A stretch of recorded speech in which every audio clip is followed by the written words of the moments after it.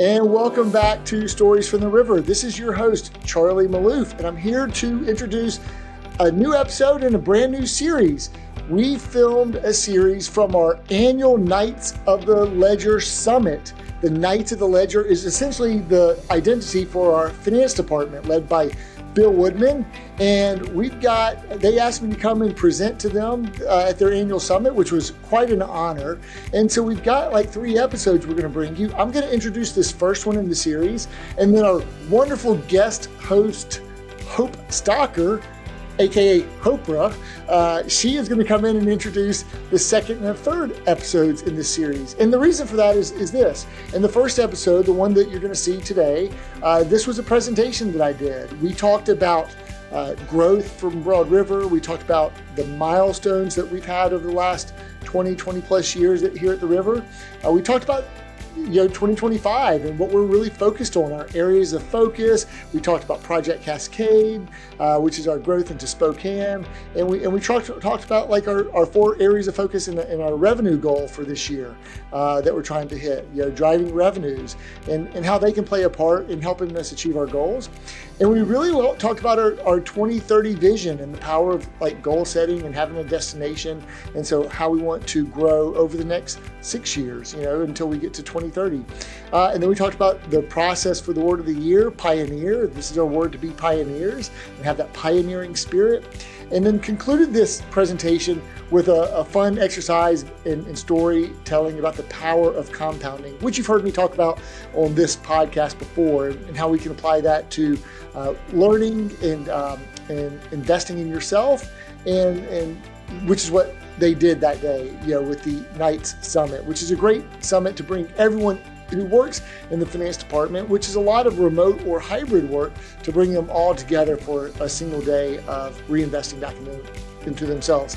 So this first episode is my presentation, and we'll show some of the slides that I showed. We'll show them on screen if you're watching our YouTube version.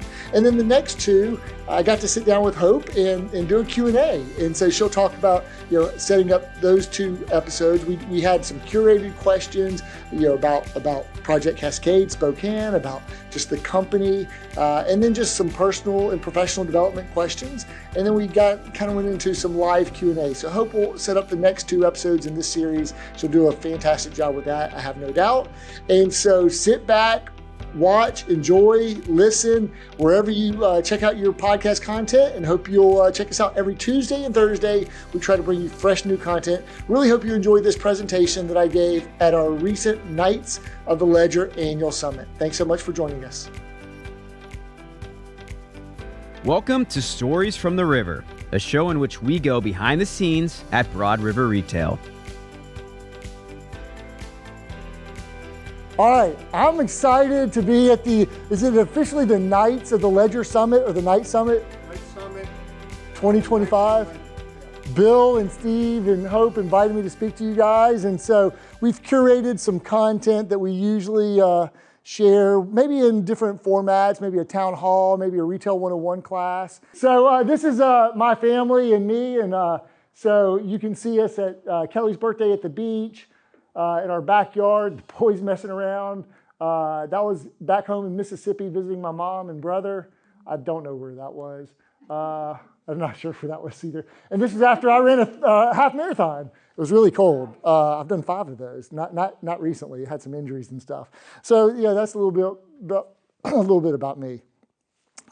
If you can't tell, I'm super excited to speak with you guys. It's quite an honor to be asked, and hopefully I can bring some value to your day and tell you a little bit about the company. And I can tell how thoughtful you guys are by the quality of questions that you submitted. And you guys do such a great job. Bill's been running hard with me for nearly 10 years now.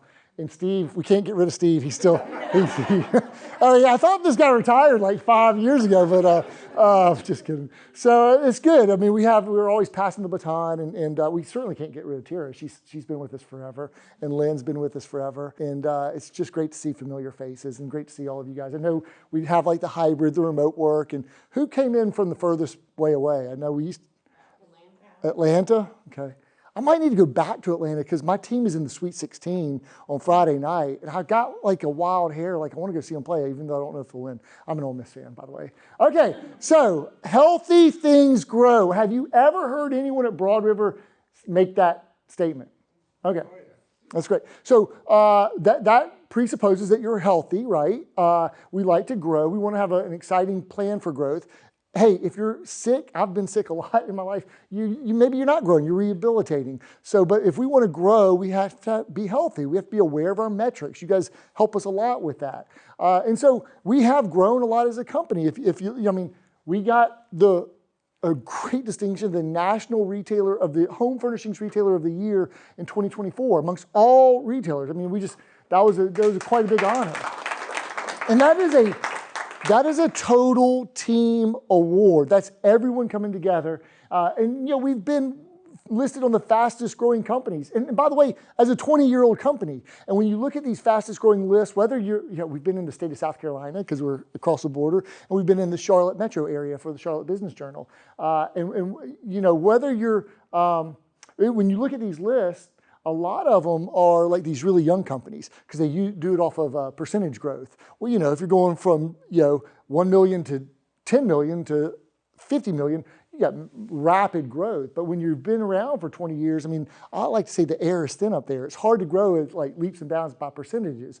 So those were big honors. And then who's ever heard me say or us say we want to win the AFL every year? Yeah, we made that up. It doesn't exist.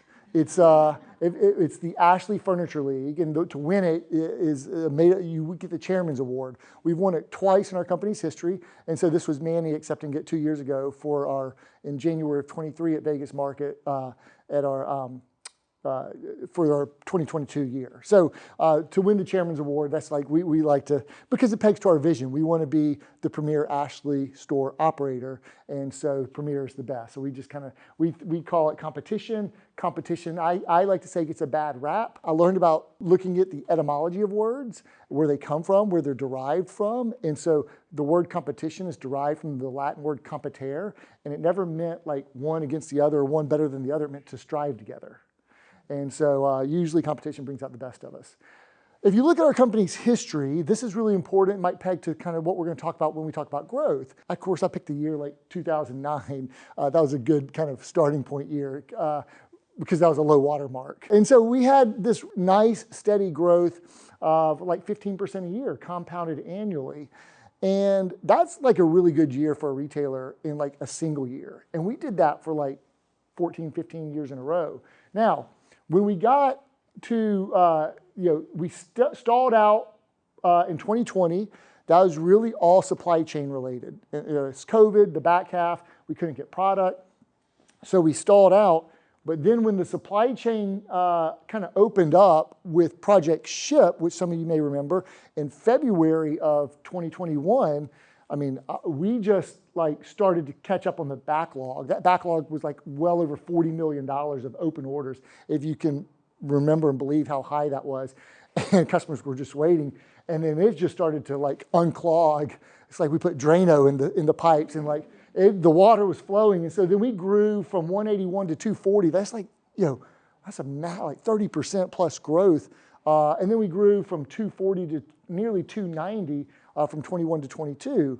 Now, I never like thought that would be sustainable growth. Come on, that was like pandemic and fueled growth. People were stuck at home, stimulus funds, a lot of discretionary income. What were people doing during the pandemic? Reinvesting in their homes, getting tired of sitting on the same sofa, looking at the same. So everyone was reinvesting in their homes. So it stalled out a little bit. Probably a little bit more than we expected, in 23 and 24. Even though we were adding 1 or 2 new stores, our growth kind of stalled out into these minus mid-single digits. So that's going to kind of come back to play because we're not used to this going backwards, right? So still, if you look over a long period of time, we still had growth, but we got to kind of rev that engine back up. You guys with me? All right. Now, we have 4 strategies of how we like to grow that we've talked about for several years. Number 1, as a retailer, the key metric is any retailer would tell you it's same-store sales, comps, comparable or comp store sales growth. And so that's like just an old school retail metric that's really, really important. And so we always want to this is why we're always doing like capital investments in our current stores, technology investments, remodels, refreshes. We always want to have our stores grow. And if we say we want to be the premier Ashley operator, the North Star metric for that is our sales per guest. So we want to be the best at sales per guest. That's why you'll see this here at $600 SPG. Okay, and so then going from there, we have a market share goal. Our market share goal is 12%. What do you guys think it is today?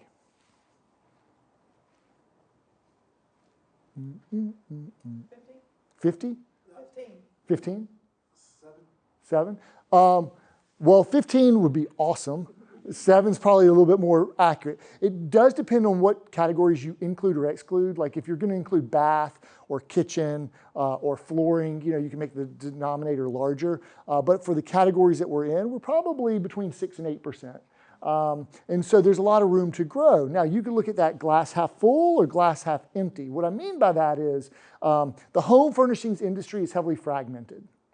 It's not Coke and Pepsi, AT&T, Verizon, T-Mobile, and Sprint. There's not like a limited few players. There's a lot of players. There's a lot of choice. And so you could say, gosh, we're the number one name in furniture. That's good. But we have like less than 10% market share. That's bad. Glass half full, glass half empty. The way I like to look at it is we can grow in our existing markets by 50%. And we're still only at 12%. We would say a market dominant position in home furnishings is 12%. 1 out of every 8 customers who's in the market for home furnishings buying from us, that's pretty good. And that's achievable and attainable. So I think it's a good thing about the home furnishings industry that it's fragmented, that there's choice. It does bring out competition, and you've got to be on your game. Now, that means going into the white space in our markets, like when we go into Aiken, okay, that's the white space of the Augusta-Aiken DMA. When we go into Rock Hill, that's the white space of the Charlotte DMA. Or when we go into Salisbury, that's the white space. But we said, look, as the customer gets a lot more segmented, if you kind of think about marketing and customer segmentation, we might have to have new concepts to bring to market for different type of shoppers who might not traditionally come to an Ashley store. And you can either go up market or down market, right? Because Ashley's really about that middle 80% customer. And that's been going a little bit higher end, but we're not like at the Ethan Allen or the Bassett or the R House or the Restoration Hardware or the Savvy Spaces.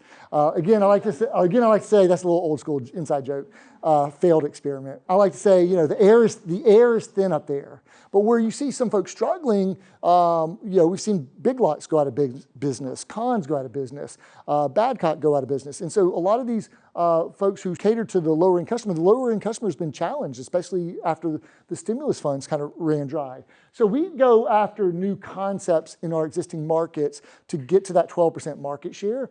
And just right now, we're activating the Ashley Outlet concept. And we're doing that in 2 ways, 2 really creative, exciting ways. One is a standalone, like the Raleigh Outlet or Matthews, the Wolfpack or South Boulevard. And this isn't like clearance product, it's new goods or East Columbia, or as a store within a store, which we had to fight for, like the 2 side by side in Augusta, right? The Ashley Outlet or in Salisbury. And any store we've got now, like over 40,000 square feet, we're trying to do as a store within a store, because it's kind of a marketing play. It's like, hey, if you don't see something on the main showroom, you can kind of come in here to and some customers gravitate towards that, because maybe they want to see something that they're starting up, starting over, or looking for an apartment or a loft or a guest bedroom at our value priced assortment. Make sense? Now, why do I have this Outdoor by Ashley on here? Any thoughts? Okay, but do we have outdoor stores? No. Okay. Huh? Yeah, well, maybe. So, the question was, the answer was new store coming or because we're in the South. I love that we're in the South, but we're not always going to be in the South, right? So we like to say, look, we're not going to look short term. We're going to be long-term thinkers, okay?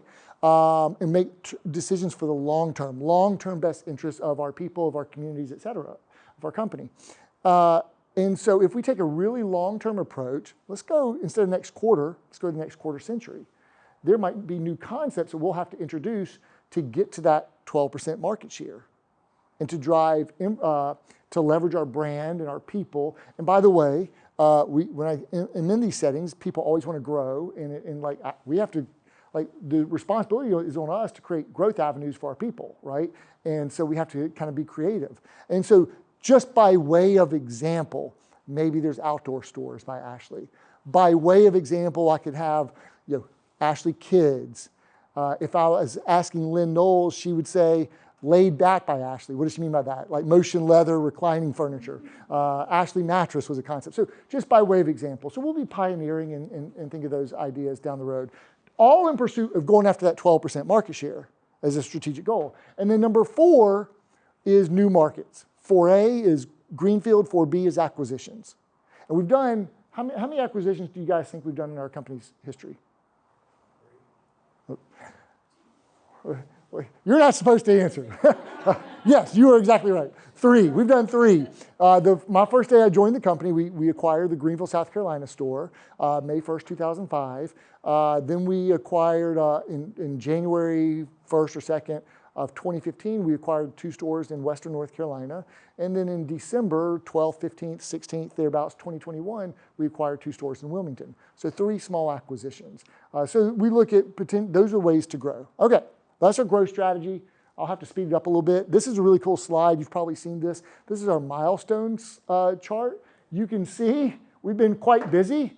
Sometimes, some years, like you don't see 2014, some years we're slowing down, and some years we're kind of revving up. And a lot of these are remodels, relocations, reinvestment. You always hear the statement like, fix the barn first. And so we're fixing the barn. And trying to get all of our stores to, what level of Ashley store are we at right now? Don't answer, please. 7.0, that's right. And I wish we could snap our fingers and everyone be at 7.0, but it's actually a laborious, expensive process. We believe there's a positive return on investment. And by the way, to stay current in retail, any store that we're going to be in for at least 5+ years, and Sarah will keep me honest on like all our kickouts and lease clauses and renewal options. She doesn't let me miss a beat there. We're going to go ahead and make those investments because we think that we get a positive return on investment. So we've been busy and we got plans, and this is constantly changing. Like I have to add something now to 2025 that's not even on there. Here's 25. Yeah. Sorry, I'll tell you about that later. Okay, so it brings us back to, now I want to talk about 2025. 4 key focus areas. This is going to be a restatement of what I mentioned during our town hall. By the way, does anyone remember what those 4 key focus areas are? I know we went through it quickly on the town hall. Fortress. Oh, yes. Fortress security. Operational efficiencies. Operational efficiencies. Yeah, Theresa's on it. That's what I got right now. All right. Okay. Well, it's phone a friend. Phone a friend. Okay. Let's go through it. Yeah, it's just driving revenue. Remember that chart? Back here where our revenues decline 2 years in a row? Like we can't grow if we're going backwards. So we've missed our budget 2 years in a row. And so that's no bueno, right? And so driving revenues has got to be our number 1 area of focus. We've got to get back on the growth bandwagon or speedwagon or cruise ship, whatever you want to call it. Spaceship for pioneering, for the logo. Number 2 is continued innovation. So this kind of pegs to being a pioneer and that pioneering spirit. We'll have to be creative with how we do that. Maybe we have to go out to the inland Northwest to do that. Operational efficiencies. So if we're going to do all these things to try to grow revenues, in 4 disciplines of execution, they talk about like going after your wildly important goal, but maintaining the whirlwind. So when I talk about operational efficiencies, I'm thinking about the whirlwind. Like Keith Cunningham says, keep the lug nuts tight.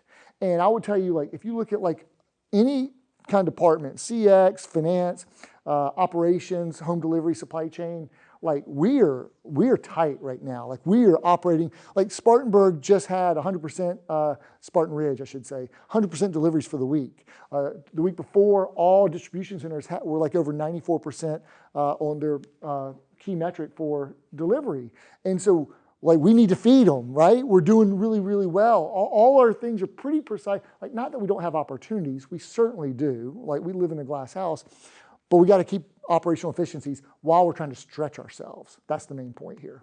And then, hey, this has got us. We've snagged, go back to October 2023, or even some outages we've had this year. We've been snagged a little bit, so we've got to make massive investments and put the infrastructure in place to protect our network uptime, because everything hinges on it. We can't go through another outage, catastrophic outage like that. Okay, so those are 4 main things that bubble to the top. Our goal for 2025, our revenue goal, is 272. Now, that's not our budget goal. Let's build on the answer. What's our budget goal for 2025? 265, 248. 248, yeah, 248, which is roughly what we did last year. And so then that lanyap, that 24 million is where the magic happens, right? So we're going to keep the lug nuts tight and operate it. The budget really controls our spend, so that we don't get out over our skis and that we live within our harvest. A couple of key phrases we think about, and making sure that we spend according to our budget. And then a lot of the magic happens and the growth is facilitated when we go stretch at these retail targets. So this is a 10% growth over last year. Not an easy target like on flat revenues, on flat traffic. And traffic's a challenge right now, because of macroeconomic factors, right? We still have high mortgage rates. We still have slow housing starts. So we have to go figure out how to win when there's not a lot of wind in our sails, so to speak, macroeconomically. Okay, so we got to know where we're going, right? I love this quote by Michael Hyatt. We'll get some audience participation. Tara, can you read this for me, please? Nobody ever drifted to a destination they would have chosen. That's right. So not to pick on drifters, because everyone's accepted, everyone's great. But if you're a drifter, you're going to land somewhere. But it may not be somewhere you would have kind of put it in your GPS and would have coordinated. Matter of fact, those of you who are arriving here from out of town, you probably mapped it and you knew exactly where you were going. You didn't just kind of whimsically just say, I'm just going to see where I end up in close, but maybe not where you would have chosen. Okay, so that gets us to what's our big goal for going out 5 or 6 years? Our goal is to double the company's revenues in 6 years by 2030. So we want to stretch ourselves. We want to go to 500 million by 2030. Leveraging those strategies that I talked about, right? Those 4 strategies: current stores, current markets, new concepts in current markets, new markets. Okay? So we have to challenge ourselves and stretch ourselves. How do we go achieve that? Who knows over a 6-year period what percentage growth that is per year? Very close. Yeah, 12% growth. We got to grow 12%. So that's not even what we're targeting for this year. Okay, so that might include like looking at an acquisition, an exponential growth. It might, include some things of that nature. But that's our BHAG, big, hairy, audacious goal target for 2030. And I don't even think it's that audacious. Like, I think we can go get it. But we're going to have to kind of be smart about it, be efficient about it, and get after it. Okay, which leads us to the Spokane announcement. First ever of its kind, 101,000 square feet, 3 stories, in the heart of retail, 2,000 plus miles away, in the inland Northwest. A lot of people say, hey, I can't wait to go into those P&W stores or that P&W market. They're talking about the Pacific Northwest. It's actually not the Pacific Northwest. It's 5 hours away from Seattle. But we're really, really happy about this store. It's connected to the Northtown Mall, which is the largest shopping center along I-90 between Minneapolis and Seattle. This is a big boy shopping center. North Division Street, it's right there in the heart of retail. So a lot about retail is finding the right locations. So I think it's an A-plus location. I mean, this former Macy's got grandfathered in. You can't build them 3 stories anymore in Spokane. So it got grandfathered in because that's how tall it is. It'll be our first multi-level store. We don't even have any 2-level stores. Our first store with an elevator, first store with an escalator. So those are new challenges in and of themselves. But we're super, super excited. It's gonna be a big project, big investment. But not a big expense in terms of our annual rent. Because we're taking on a lot of the construction costs and the capital costs, we're able to kind of quarantine our experiment, our investment to the capital that we're putting in. I would say it's a average to below average rent rate for an A-plus location. And that's kind of the formula that you really like to see when you go after these type sites. And so where the heck is Spokane? So it's right up here. So it's actually, this is Idaho. So it's North Idaho is part of the Spokane DMA. There's a beautiful town called Coeur d'Alene. Well, there's like a big lake overlooks the water. So you get Coeur d'Alene, Spokane, you get Gonzaga University, Washington State. So the goal is to have 3 stores to service the market. I think we'll have 2 pretty quickly, and then we've got to find a 3rd location. And then, look, then I think it brings us potential to potentially expand into other markets if we do this well. So that's kind of the goal isn't just to kind of do Spokane, it's to do Spokane really well and see what that opens up for us. It's a big boy market. We shared this before, but it's roughly the same size as Memphis, Tennessee. That's one of the things that's attractive, why it's attractive to us. It's a big, sizable market. It's a type market that we understand. So we're not going into like a small town, America, a million miles away. We're going into a very sizable market, and we're not even doing an acquisition. We're able to build it from the ground floor up. There was a previous Ashley licensee there who's no longer operating there, so we get to find our own real estate, not inherit their real estate or their rent rates or their locations, and start it from the ground floor up, which we've done before in certain markets. Okay, so we're pioneering for 2025. We'll talk about that. I think some questions were queued up for how do we be bold, be innovative, be explorers for 2025. I'm super excited about that topic. We had a different way that we went about our word of the year this year. We had a leadership offsite, divided our leadership team into 3 teams. I did a podcast episode on this with Will, Luke, and Heather, and their team. Each team presented a word, and tried to synthesize where the company was, where our state of the world was, where Ashley was, where our industry was, where the country is, and then kind of what needs to be the word to kind of build programs around for the whole year. And they had a great presentation, which you guys would have seen on the town hall for the word pioneer. And I never would have come up with this on my own, but they did, and it's awesome. And then kind of Jim and the marketing team kind of made it come to life with this inspiring logo design. So what do you guys think about it? I think it's great. Okay, so we all want to embrace the pioneer spirit in 2025. I'm sure you're going to talk about that here at your Knights Summit, and we'll talk about that. I love this quote. We will grow as a company as far as our people will take us. And I usually like to put like ellipsis, ... or not. So we better have growth-minded people who are going to propel us to grow from the inside out. And then, when we bring our new hires in, always like to tell them, your success is our scorecard. So if you're not winning, if you're not succeeding, we don't feel like we're winning or succeeding. And so it's really important to see our people grow, to thrive, to flourish. And we count that as one of our success metrics if our people are doing well. Okay, I got a fun trivia for you guys since I go through this with our new hires and when I get to present to them at Retail 101. And since you guys are kind of in the finance world, we'll get another, who wants to read this one? Therese, you got me on this one? Sure. Okay. If someone offered you a penny that doubles every day for 30 days or $1 million today, which would you take? Okay, now I want to see how risk averse you guys are or how you guys think about this question. And so just real quick, don't overthink it. Are you taking the doubling penny only doubles for 30 days, or are you taking the $1 million bird in the hand? Okay, Steve. I'm going $1 million, but I know it's wrong. Bird in the hand. I'm going $1 million. Million, okay. Million. I'll take the money up front. Money up front. Money up front. Penny, okay. Money up front. Penny. Penny. Money. Money. Depends on the plan. Depends on the plan. Yeah. No, you have to pick one. Okay, no, there's no depends. You get the penny. Okay. Money. Money. Money. The penny. Well, she counts our pennies, so she likes pennies. Penny. Money. Million. Money. Penny.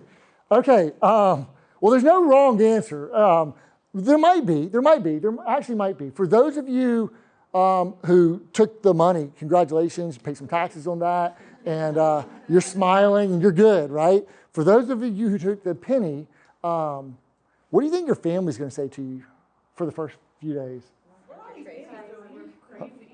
Yeah. Yeah. Okay, what do you think they're going to say to you like after a couple weeks? Like, I mean, congratulations, you got $2.50. Yeah, I mean, how many have sarcastic, condescending family members? Like, how many have like critical like parents or like partners? Like, are you kidding me? Like, you had $1 million. What were you thinking? Like, who wants to like endure that criticism? You had $1 million and you turned it down. So after 2 weeks, you got like $500, $5,000. After 3 weeks, like, oh, congratulations, you got $20,000. You had $1 million. What are you thinking? You get to 28 days, you're still underwater. So why? Those of you who took the penny, why? I can't do the math fast enough in my head, but I just have a feeling. You have instinct? Yeah. Okay, you're going on instinct. Okay. Who else? I feel the same way. Instinct? Instinct? I said $1 million. $1 million? I'm sorry. Someone else over here said. I said penny. I've seen this before. So Oh, she's seen it before. Okay. sorry. Well, how did you take it? I've gone through the exercise. Okay. All right. Okay. Albert Einstein called compound interest the eighth wonder of the world. He said, he who understands it earns it. He who doesn't pays it. And the thing about the power of compounding is you can apply it to more than just money. You can apply it to learning, to personal growth and development, etc. But the thing about it is you might not see those returns for a long time. And so you might have to endure some trials, tribulations, some pain, some criticism, critique. I mean, the answer is a penny that doubles over 30 days is worth $5 million. But it's like 5 point something, 5.2. But at day 29, you're positive until like day 28. Because day 29, you're like 2.5 or 2.6. Day 28, you're like just over $1 million. So you got to endure 4 weeks of like some pretty harsh criticism and self-doubt, right? Over, man, I had that $1 million. I had that burden. If you move in silence, you don't have to. If you move in silence? Move in silence. I don't know who's moving in silence these days. Okay, so let's apply it to this for 1 second, okay? Tira, you got me on this one? If you improve by 1% every day, within a year, you will have improved 365%. Think about that. Okay, so small, manageable chunks, right? Like just how do you eat an elephant? Like one bite at a time. So that might be like conviction to like just grow a little bit each day. You guys are here learning and growing and collaborating and sharing and hopefully getting a little bit better. So it doesn't mean you have to like go from 0 to 60 overnight, right? So what do you guys think about this? It's powerful. But this is arithmetic. This is like not right math. The power of compounding, at day 364, you're not 1% better than day 1, you're 1% better than day 363. And so the actual math is 37 times better. You're 3,768% better. So you're getting a little bit better each and every day. But you might have to endure some trials, some tribulations, some hardship along the way. You know the story of a bamboo? Bamboo's a fast-growing tree, right? It grows like a foot a year. It goes crazy. And but do you know how long it takes it to start growing like that? Yeah, like 20 years, you don't see any growth from a bamboo tree. You know why? It's all growing underneath the surface. You don't see it, but it's still growing. All that foundational growth allowed it to be the overnight success 20 years in the making. Boom, boom, boom, 1 foot a year. And so, all right, I got Meredith. Can you read this? It might be a little bit, hopefully you can see that. Yeah. All right. When nothing seems to help, I go and look at a stonecutter hammering away at his rock, perhaps 100 times, without as much as a crack showing in it. Yet at the 101st blow, it will split in two, and I know it was not that blow that did it, but all that had gone before. Yeah. So, Warren Buffett, another smart guy, like quote Albert Einstein, now Warren Buffett. Okay, Tamika, you got this one for me? Yes. The best investment you will ever make is in yourself. That's right. You can't ever take that back. So do a little bit each day. Don't worry about what happens day to day. Just commit to some sort of level of self-improvement, learning, and getting better. And you're not doing arithmetic improvement. You're doing exponential multiplication, amplification improvement. And you will wow yourself by where you get over a long period of time. But don't get frustrated in the day-to-day. The day-to-day is going to be challenging. You might not see those results just like that stone cutter, but it will come. It will happen. And so I encourage you guys, thank you guys for committing to invest in yourself here at this Night Summit and for all that you guys do. You're truly a testament to hammering away each and every day. And by the way, the best part about it is once you get to that level of success or mastery or expertise, you get to kind of hand the baton off and pay it forward. And so it's like in our name, right? So life grows in a river. And life doesn't grow in a reservoir. So you get to pay it forward. So with your life, this is a John Maxwell quote that we really like, be a river, not a reservoir. And that's my presentation time. Thank you guys so much for the time. Appreciate it. Thanks for listening to Stories from the River. To check out more episodes, visit storiesfromtheriver.com. To watch this episode, go to youtube.com/@storiesfromtheriver. Join us again next week, and remember to like, rate, and subscribe to the podcast.